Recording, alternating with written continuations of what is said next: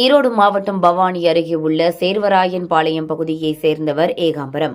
இவரது மகள் தீபாவிற்கு கடந்த 10 ஆண்டுகளுக்கு முன்பு பவானி பகுதியைச் சேர்ந்த கிருஷ்ணன் என்பவருக்கு திருமணம் செய்து வைத்துள்ளார்.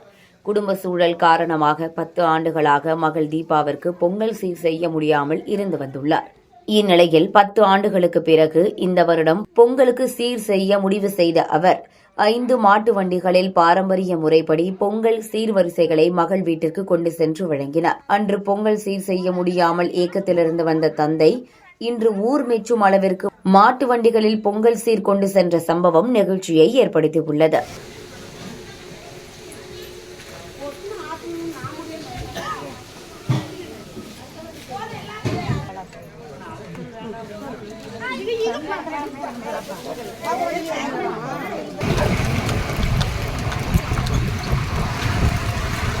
அப்படியே போய் நான் ரோட்டில் போயிட்டு இருக்கோம்.